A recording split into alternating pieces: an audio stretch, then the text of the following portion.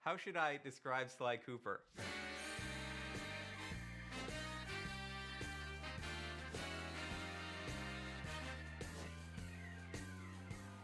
He's charismatic, Suave, debonair, Cool, slick, fast, stealthy, athletic, he's a daredevil. Sly Cooper is charming thievery.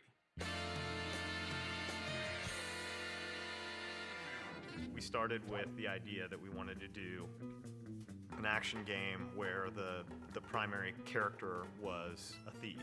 The choice of a raccoon was a pretty natural fit in terms of, obviously the mask being in place, being, as Dev would say, a creature of the night. We very early on wanted to make a game that looked and felt like a cartoon, but was one step closer to realism rather than flat and graphic. We started experimenting with different ways we could bring this character to life, cell shading, how to make it feel like a cartoon but still feel like a great 3D game. We want it to actually look like it was inked and painted, and we want the backgrounds to be, really lush and have a painted look, so it looks like it's a living animated episode that you've been thrown into.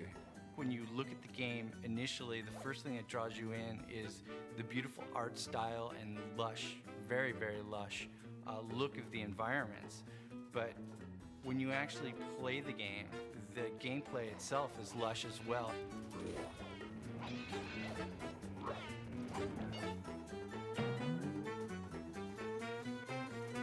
The original conception of the Sly character was a much more realistic raccoon, chubby and not quite as lithe as the character is now, and it kind of evolved as we went along. Once we got to that part where he kind of evolved into what he is now, my main job was to take him and try to put every bit of thiefiness into him that I could. He was kind of tiptoeing, and he's really rearing back to ease his foot forward, trying to keep all his weight back so his foot falls softly on the ground, and really try to hone his personality through subtleties in the movement and really try to push the thiefiness.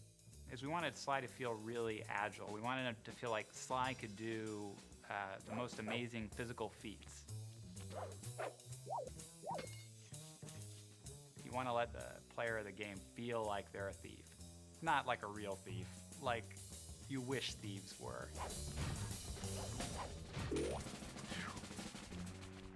Sly Cooper's story is really cool. He comes from a long line of super raccoon thieves. And the source of their kind of thieving greatness is this book called the Thievius Raccoonus.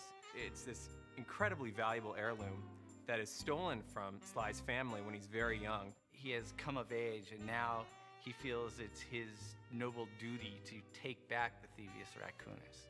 Sly has two buddies, Bentley and Murray.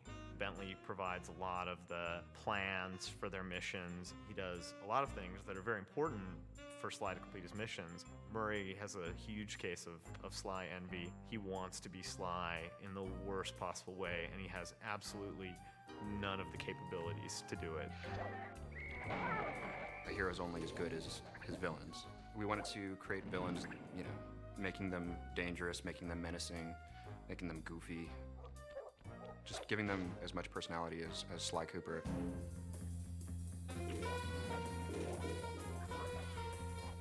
It's a super high bar being in the action-adventure category. I mean, all of the greatest games, the best games that are out there are all action-adventures. The genre is such that you have to really excel in every single phase of the game.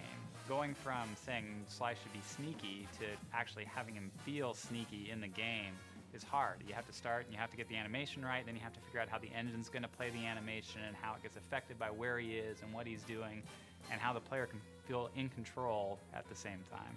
People are doing shoot-'em-ups and things with big weapons and things like that, and this is all about character, so you can get the feeling of I am Sly and I'm sneaking around. Anytime we can exploit anything in the environment, build it in a way that as Sly's running over, it might seem more stealthy. We completely exploit that.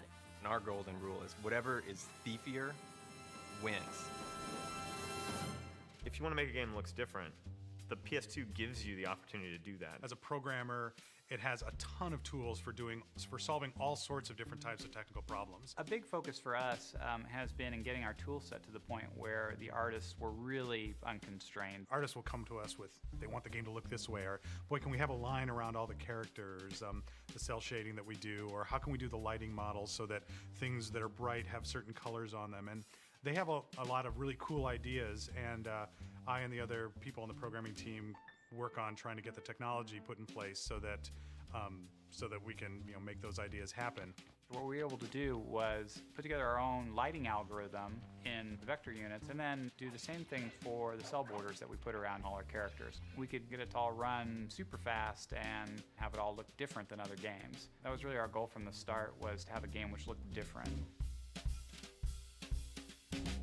It's been an interesting process building a team to build a game like this. It's been great working with such a dedicated group of people. I've never really ever worked with a group I think as hardcore as this. It really does require unbelievably talented artists, unbelievably talented programmers, and unbelievably talented designers. How you doing?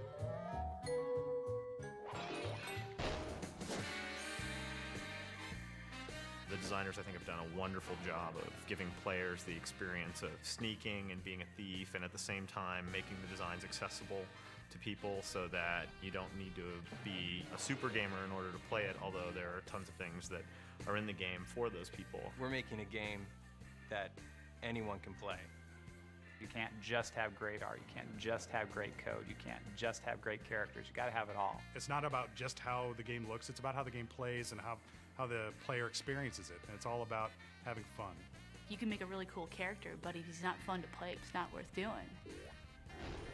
Sly is cool, he's collected, he's adventurous. Sly is Sly. It is not a misnomer.